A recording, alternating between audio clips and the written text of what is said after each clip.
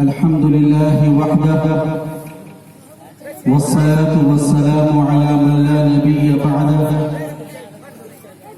وعلى آله وأصحابه البررة أما بعد. قال الله تبارك وتعالى في القرآن المجيد والفرقان الحميد: فأعوذ بالله من الشيطان الرجيم. بسم الله الرحمن الرحيم.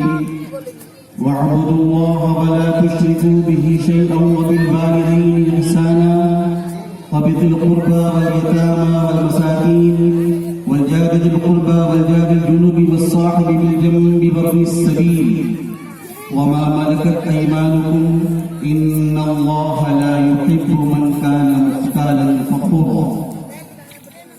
وقال النبي صلى الله عليه وسلم: الجيران ثلاثة، أو كما قال عليه الصلاة والسلام: صدق الله العظيم وصدق رسوله النبي الكريم ونحن على ذلك لمن الشاهدين والشاكرين والحمد لله رب العالمين. فکر جہاں کی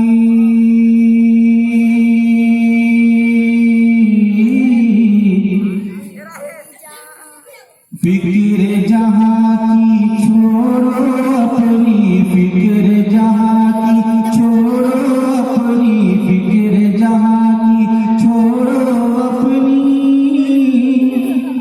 راحت کی تدبیر کرو، راحت کی تدبیر کرو. فکر جہاں کی چھوڑو اپنی، راحت کی تدبیر کرو، راحت کی تدبیر کرو. فکر جہاں کی چھوڑو اپنی،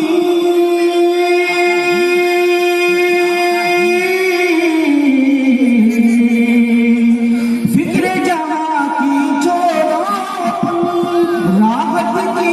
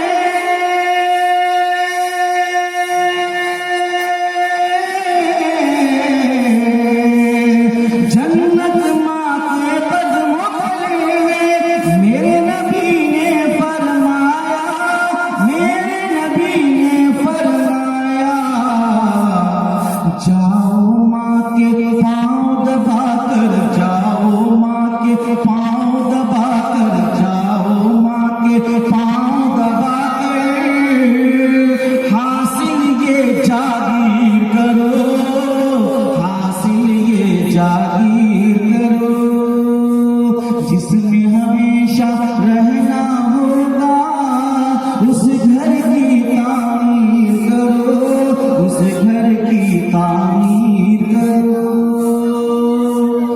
گھر میں برکت تم چاہو تو جوہر اتنا کام کرو، جوہر اتنا کام کرو، گھر میں برکت تم چاہو تو جوہر اتنا کام کرو، جوہر اتنا کام کرو، گھر میں برکت تم چاہو تو،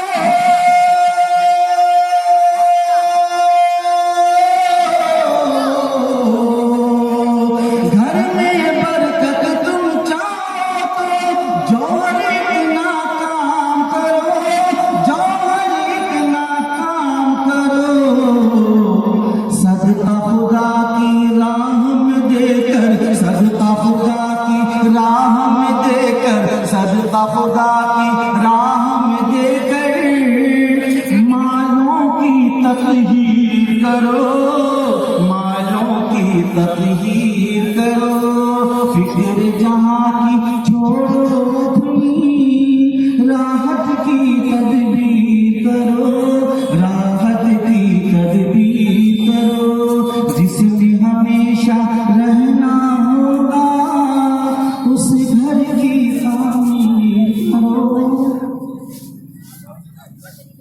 میرے محترم بزرگوں، دینی و ایمانی بھائی،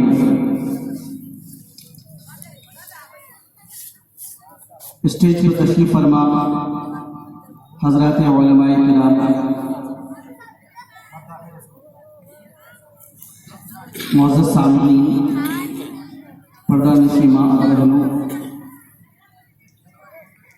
آج کے اس اجلاس میں حضرت مولانا کفیل الدین صاحب ندوی دامت برکاتہم العالیہ کے حکم سے حاضری ہوئی ہے، اور آج صبح کو ہی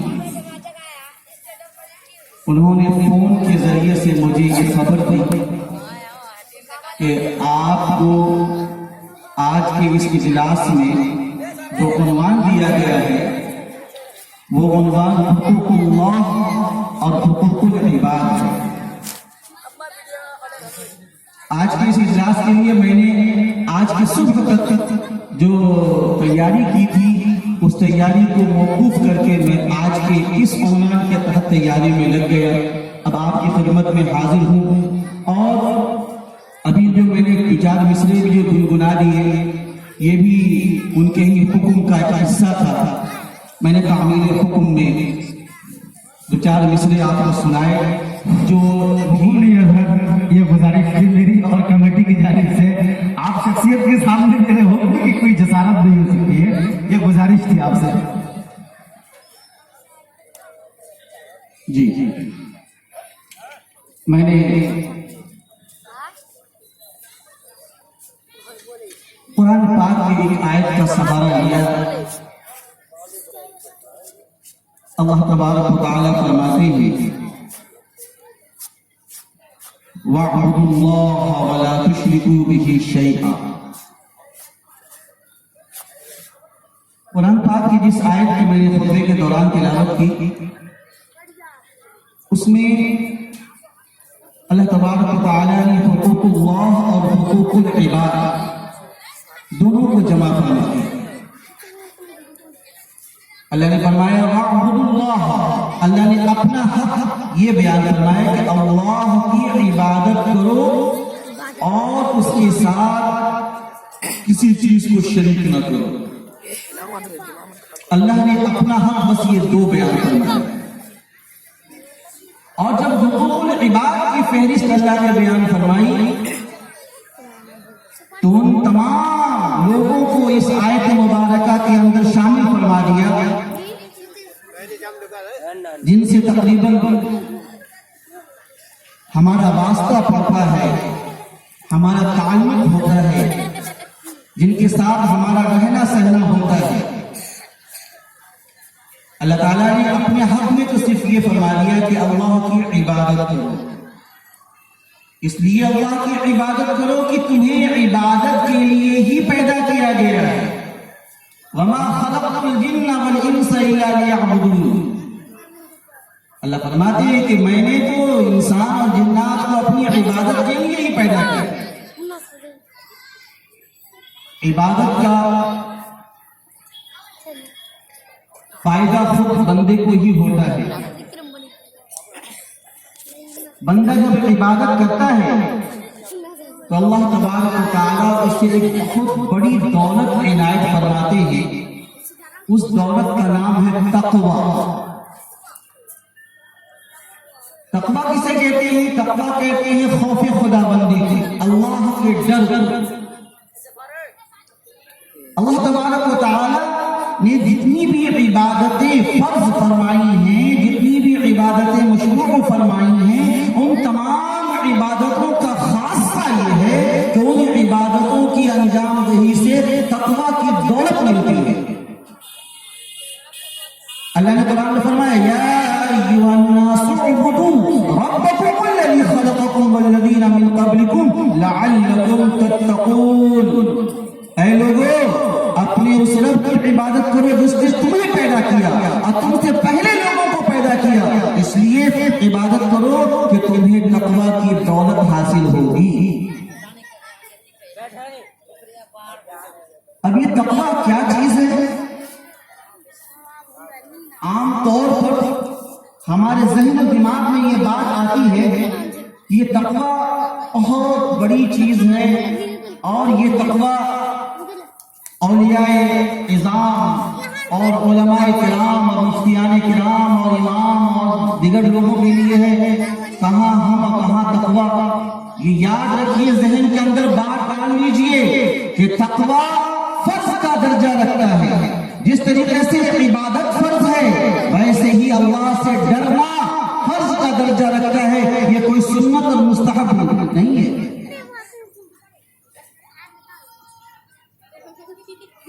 تقویٰ عبادتوں کی انجام دہی سے تقویٰ کی دولت ملتی ہے. اور اس کا فائدہ آپ اس دنیا کے اندر اور آخرت کے اندر تقویٰ کا فائدہ اگر تلاش کرنا چاہتے ہیں تو قرآن پاک کی آیتوں کو کھنگالیے. قرآن پاک کے اندر اس تقویٰ کا فائدہ دنیاوی فائدہ، دنیا کے اندر جو فائدہ ہے،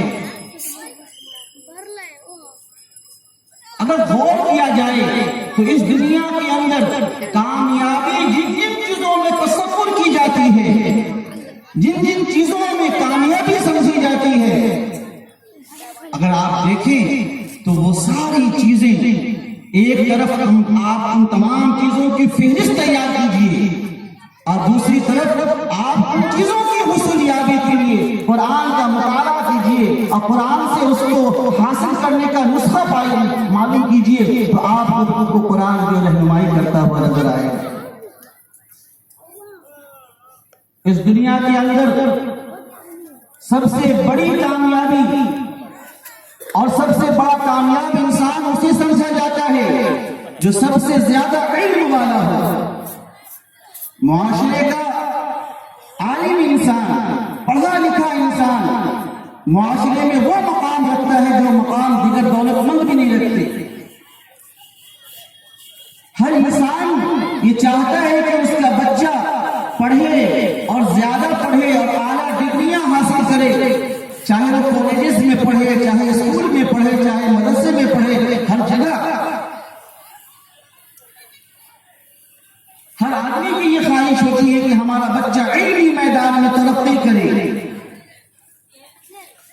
اب اگر آپ علمی میدان میں ترقی چاہتے ہیں اور اس کے لیے قرآن کے اندر آپ تلاش کرتے ہیں کہ کیا وہ چیز ہے، کیا وہ نسخہ ہے جس کے ذریعے سے ہمارے اور ہمارے بچوں کے علم میں ترقی ہوگی، تو قرآن کہتا ہے وَاتَّقُوا اللَّهَ وَيُعَلِّمُكُمُ اللَّهُ. قرآن کہتا ہے اللہ سے ڈرو، اللہ تبارک و تعالیٰ تمہیں علم عطا فرمائے. پتہ یہ چلا کہ تقوی کی دولت سے علم حاصل ہوتا ہے، علم میں ترقی ہوتی ہے، علم میں جو ہے انسان اعلیٰ سے اعلیٰ مقام حاصل کر لیتا ہے۔ ہماری اولاد ہمارے لیے ایک بہت بڑی اللہ کی نعمت ہے، اور جہاں پر نعمت ہے وہاں پر ہمارے اوپر ہماری اولاد کی ذمہ داری ہے، اولاد کے حقوق بھی شامل ہے۔ یہیں پر میں اولاد کے حقوق کی بات کرتا ہوا چلتا ہوں۔ اولاد کو تعلیم دینا، اس کی تربیت کرنا اولاد کے حقوق میں سے۔ اب ہم اس حق کی ادائیگی کے لیے فکر کرتے ہیں، کوشش کرتے ہیں، اس کے لیے بچپن سے ہی انتظام کرتے ہیں۔ اگر نہیں کرتے ہیں تو کرنا چاہیے، اور جب کرتے ہیں تو ہم یہ چاہتے ہیں کہ ہمارا بچہ اپنی کلاس میں ٹاپ کرے، ہمارا بچہ اپنے اسکول میں ٹاپ کرے، ہمارا بچہ اور جب آگے کی جاتا ہے آگے کو جائے اور کالجز میں جائے اور دیگر امتحانات میں وہ شامل ہو تو وہاں پر وہ اعلیٰ سے اعلیٰ ڈگریاں حاصل کر لے، امتیازی نمبرات حاصل کر لے۔ یہ خواہش ہر ماں باپ کی ہوتی ہے، اور اس کام کے لیے کیا کرتے ہیں لوگ؟ والدین اپنے بچے کے لیے اچھے سے اچھے اسکول کا انتظام کرتے ہیں۔ قرآن کہہ رہا ہے کہ اے بندو، جہاں پر تم اپنے بچوں کے لیے اچھے اسکول کا انتخاب کر رہے ہو، اچھے انسٹیٹیوٹ کا انتخاب کر رہے ہو، اچھے کوچنگ سینٹرز کا انتخاب کر رہے ہو، اچھے ٹیوٹر کا انتظام تم کر رہے ہو، وہاں پر یہ بھی انتظام کر لو کہ اپنی اولاد کو تقویٰ کی دولت دے دو، اولاد کو تقویٰ کی دولت دے دو۔ اب اولاد کو تقویٰ کی دولت دینے کے لیے کیا طریقہ ہوگا؟ اس کا بھی حل قرآن نے بتا دیا، آسان سا حل ہے۔ سب سے پہلی بات یہ کہ آپ اگر اپنے بچے کے علمی ترقی کے لیے تقویٰ کو اب ضروری سمجھ رہے ہیں تو سب سے پہلا کام یہ کریں کہ آپ اپنے اندر یہ تقویٰ کی دولت لے آئیے، اپنے آپ کو تقویٰ کی دولت سے مالا مال کر لیجیے۔ کیسے کریں گے تقویٰ کی دولت سے مالا مال؟ قرآن جب کوئی حکم دیتا ہے نا، سنیے غور سے، قرآن جب کوئی حکم دیتا ہے تو اس کا بہت ہی آسان اور سرل اور سہل نسخہ بھی بتا دیتا ہے۔ قرآن نے کہا یا ایھا الذین آمنوا اتقوا اللہ وکونوا مع الصادقین، اے لوگوں اللہ سے ڈرو، اللہ کا تقویٰ پیدا کرو، اور اللہ کا تقویٰ پیدا کرنا چاہتے ہو تو اس کا آسان سا حل اور آسان نسخہ یہ ہے کہ جن لوگوں کو یہ تقویٰ کی دولت حاصل ہے تم ان کی صحبت اختیار کر لو، ان کے ساتھ اپنا بیٹھا کر لو۔ تمہارے پاس معاشرے میں اگر کوئی بزرگ ہیں تمہارے محلے معاشرے میں، ان کی صحبت اختیار کر لو، نہ ملے تو کم از کم اپنے مسجد کے امام صاحب کی ہی قدر کر کے، ان کو ہی بزرگ برتر سمجھ کر ان کی صحبت اختیار کرو، اور آگے بڑھ کر کے اگر تمہارے ضلع کے اندر تمہارے قرب و جوار میں کوئی اہل نسبت بزرگ مل جائے تو ان کی صحبت اختیار کر لو۔ اب آپ تقویٰ کی دولت ان متقی حضرات کی صحبت سے حاصل کر لیں گے اور آپ کی اولاد آپ سے تقویٰ کی دولت حاصل کر لیں گے۔ معاملہ آسان ہو گیا نا؟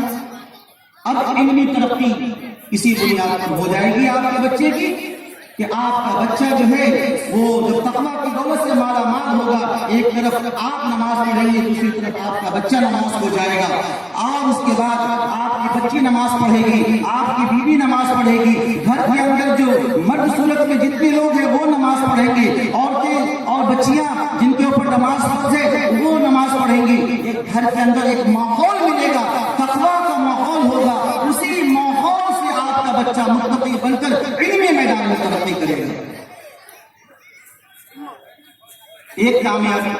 دوسری کامیابی کیا ہے دنیا کی کہ جب اعلیٰ تعلیم حاصل کر لیتا ہے بچہ، انسان جب اعلیٰ تعلیم حاصل کر لیتا ہے تو اس کا سب سے پہلا مقصد کیا ہوتا ہے کہ اچھی نوکری مل جائے گی، اچھا پیسہ جو ہے وہ حاصل ہوگا، اور اچھی نوکری ہوگی، اچھا پیسہ ہوگا، اس بات کی فکر میں انسان لگ جاتا ہے اور اسی کی تگ و دو میں رہتا ہے، پریشانیاں بھی جھیلتا ہے، کئی جگہوں پر وہ اپنی ڈگریاں لے کر کے وہ گھومتا رہتا ہے، جتنا وقت اس نے جو ہے ڈگریاں حاصل کرنے میں لگایا اتنا سا اس کا وقت یا اس سے کچھ کم کا وقت جو ہے ان ڈگریوں کی فوٹو کاپیز کرا کر کے دفتروں کے چکر لگانے میں اس کے لگ جاتے ہیں، جگہ جگہ کے امتحانات کے چکر لگانے میں لگ جاتے ہیں، لیکن کہیں کامیابی ملتی ہے کہ بھی ناکامی سے بھی ہاتھ دھونا پڑتا ہے۔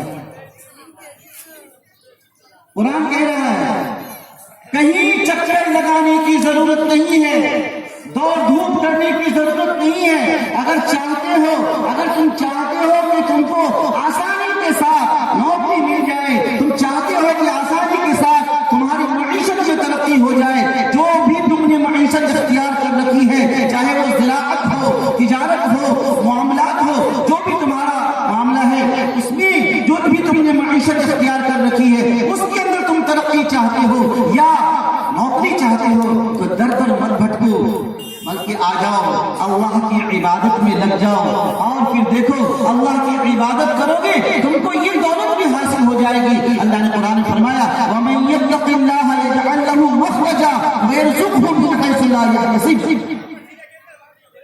جو اللہ سے ڈرتا ہے اللہ تعالیٰ اس کی تمام مشکلات کو آسان فرما دیتے ہیں، تمام مشکلات کا حل پیدا فرما دیتے ہیں، اور اس کو دولت، مال، نوکری تو اس طریقے سے دیتے ہیں کہ اس کو تصور بھی نہیں ہو سکتا کہ اللہ تبارک و تعالیٰ اس طریقے سے بھی دے سکتے ہیں۔ علمی ترقی، مال کی ترقی، انہی سب چیزوں میں تو انسان کو کامیاب تصور کیا جاتا ہے کہ انسان خوب مال والا ہو، ایک انسان خوب دولت مند ہو، اس کو معاشرے کا کیا سمجھا جاتا ہے؟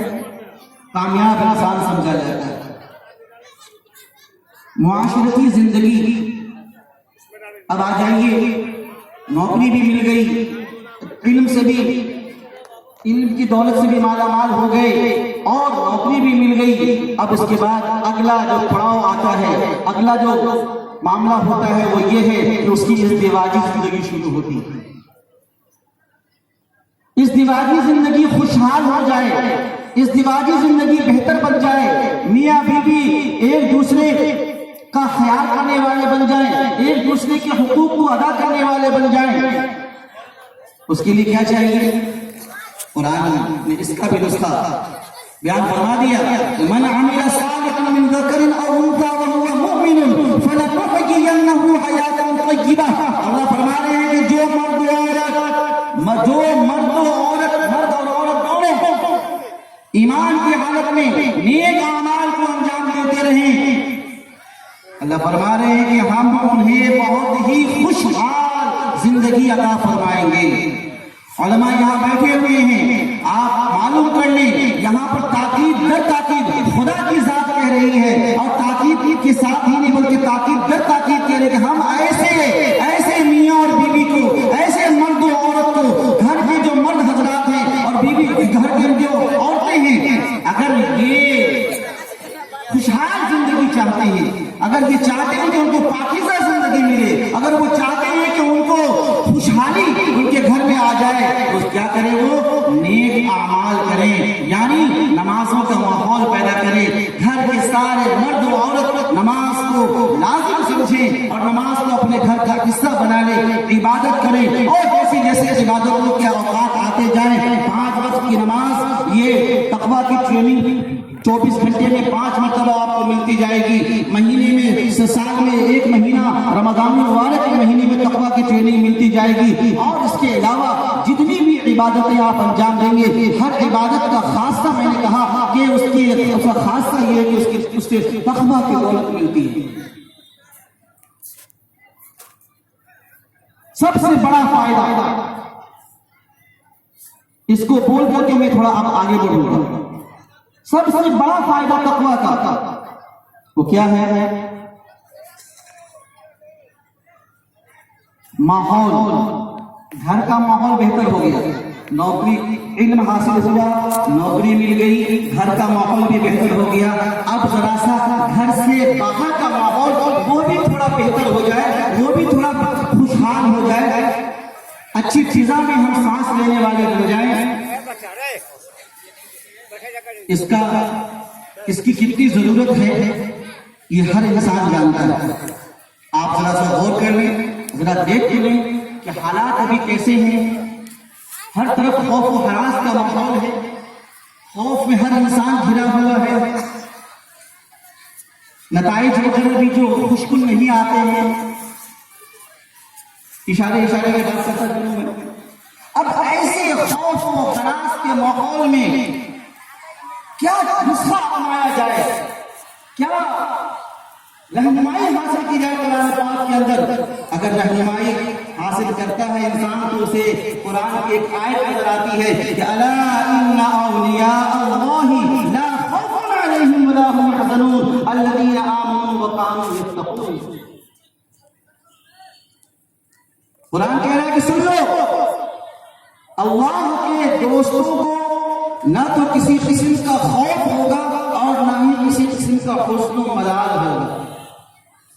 کس کو؟ اللہ کے دوستوں کو. اللہ کے دوست ہیں کون؟ قرآن نے فرما دیا. یا یوں کہہ لیجیے کہ اللہ کا دوست بننے کا نسخہ قرآن فرما رہا ہے کہ اللہ کا دوست وہ ہے الذین آمنوا وکانوا یتقون، جو ایمان رکھتا ہے اور تقویٰ کی دولت رکھتا ہے. پتہ یہ چلا کہ ایمان کی حالت میں تقویٰ کی دولت اگر ہمیں مل جائے اور تقویٰ والی ہم زندگی گزاریں تو ہمیں خوف اور ہراس کی کوئی ضرورت نہیں پڑے گی، نہ ہمیں خوف ہوگا نہ کسی قسم کا حزن و ملال ہوگا. انسانی ذہن ہے، فوری طور پر انسانی ذہن کے اندر یہ بات آتی ہے کہ اچھا یہ خوف نہیں ہوگا، حزن نہیں ہوگا، یعنی آخرت میں نہیں ہوگا. نہیں، قرآن نے کہا لَهُمُ الْبُشْرَىٰ فِي الْحَيَاةِ الدُّنْيَا وَفِي الْآخِرَةِ. یہ خوشخبری یعنی کہ خوف و ہراس سے اطمینان، خوف و ہراس سے چین و سکون اور حزن و ملال سے اطمینان، یہ کیسے؟ یہ دونوں جہاں میں ملے گا، آخرت کے اندر بھی یا دنیاوی زندگی کے اندر بھی. لہٰذا اگر ہم چاہتے ہیں دنیا میں ہم خوف سے امن چاہتے ہیں اور حزن و ملال سے ہم دوری چاہتے ہیں تو اس کے لیے ہمیں کیا کرنا ہوگا؟ تقویٰ کی دولت حاصل کر لینی ہوگی. اور تقویٰ میں نے جیسے بتایا، تقویٰ کوئی لمبی چوڑی چیز نہیں ہے. قرآن نے تقویٰ کے بارے میں بہت آسان سا لفظ فرمایا. الف لام میم ذالک الکتاب لا ریب فیہ ھدی للمتقین الذین یؤمنون بالغیب ویقیمون الصلاۃ ومما رزقناہم ينفقون. یہ قرآن پاک جو ہے اس کے اندر کسی قسم کی کوئی شک و شبہ کی گنجائش نہیں ہے. یہ سرتاپا ہدایت ہے متقیوں کی. اور متقی وہ ہیں جو غیب کی باتوں پر ایمان رکھتے ہیں اور نماز کو قائم کرتے ہیں اور جو بھی ہم نے مال اسے دے رکھا ہے اس میں سے وہ خرچ کرتے ہیں. ہمارے استاد محترم حضرت مولانا سلمان حسنی دعوت برکاتہ العالیہ نے دوران درس ہم لوگوں کو بتایا تھا کہ اس آیت کے اندر الذین یقیمون الصلاۃ سے مراد تمام بدنی عبادت ہے اور مما رزقناہم سے مراد تمام مالی عبادت ہے. یہ عنوان ہے، یقیمون الصلاۃ عنوان ہے بدنی عبادت کا، اور مما رزقناہم ينفقون یہ عنوان ہے مالی عبادت کا. اور عبادتیں دو ہی طرح کی ہوتی ہیں، ایک عبادت بدنی ہوتی ہے، ایک عبادت مالی ہوتی ہے. اور ایک عبادت وہ ہے جو بدنی اور مالی دونوں ہے. گویا کہ یہ عمل ہم کر لیں، نماز پڑھ لیں، زکوٰۃ اگر ہم پر واجب ہو تو زکوٰۃ ادا کر دیں، اور بدنی عبادت میں روزہ بھی آتا ہے، روزہ ہم رکھ لیں، اور اللہ نے وسعت دے رکھی ہے ہم حج کو ادا کر لیں، ہو گیا تقویٰ کی دولت ہمیں حاصل ہو جائے گی، آسان ہو گئی. لہذا اللہ نے اپنا ایک حق فرمایا وَاعْبُدُوا اللَّهَ وَلَا تُشْرِكُوا بِهِ شَيْئًا. اللہ کی عبادت کرو اور اس کے ساتھ کسی چیز کو شریک نہ کرو، نہ اس کی ذات میں نہ اس کی صفات میں، کسی کو شریک نہ کرو۔ اور کسی کا مطلب ہوا کسی کو نہیں، نہ نبی کو نہ ولی کو نہ اور کسی کو۔ آگے فرمایا، اب آگے اللہ تبارک و تعالیٰ حقوق العباد کا تذکرہ کر رہے ہیں۔ فرمایا وَبِالْوَالِدَيْنِ إِحْسَانًا وَبِذِي الْقُرْبَى وَالْيَتَامَى وَالْمَسَاكِينِ وَالْجَارِ ذِي الْقُرْبَى وَالْجَارِ الْجُنُبِ وَالصَّاحِبِ بِالْجَنبِ وَابْنِ السَّبِيلِ۔ اصلاح معاشرہ کا آپ نے جلسہ منعقد کیا ہے۔ معاشرہ نام کس کا ہے؟ معاشرہ نام ہے مل جل کر زندگی گزارنے کا۔ اب جس کے ساتھ آپ زندگی گزارتے ہیں وہ کون ہیں؟ وہ آپ کے والدین ہیں، آپ کے بھائی ہیں، بھائی کے رشتہ دار ہیں، آپ کے پڑوسی ہیں، ان کی آپ اصلاح چاہتے ہیں۔ یہی مقصد ہے اصلاح معاشرہ کا۔ اور اصلاح آپ کسی کی اسی وقت کر سکتے ہیں جب آپ اس کے حق کو پامال نہ کریں، اس کے حق کو نہ ماریں۔ آپ کسی کی اصلاح چاہتے ہیں کہ وہ سدھر جائے، تو سب سے پہلا تو یہ کام کرنا ہوگا کہ اگر اس کے حقوق آپ نے پامال کر رکھے ہیں تو آپ اس کے حق کو ادا کریں۔ یہ تو بہت ضروری چیز ہے۔ اللہ تبارک و تعالیٰ اپنا حق معاف کر سکتے ہیں لیکن بندوں کا حق وہ کبھی معاف نہیں کریں گے۔ وہ ادا کرنا دنیا کے اندر ضروری ہے، اگر ادا نہیں کر سکے تو جنازہ رکھا ہوا ہے، اعلان کر دیا گیا کہ بھائی صاحب دیکھیے یہ چلے گئے دنیا سے، اور انہوں نے لوگوں سے معاملات کیا ہوگا اور کسی سے قرض لیا ہوگا، خط پیچہ لیا ہوگا، اور اس کے بعد جو ہے جن کو لینا ہے ان کے وارثین جو ہیں وہ موجود ہیں، آپ جائیے ان سے لے لیجیے۔ یہ اعلان ہی کے حد تک ہوتا ہے۔ اولاً اس دکھ کے ماحول میں کون جاتا ہے کسی کے پاس کہ بھائی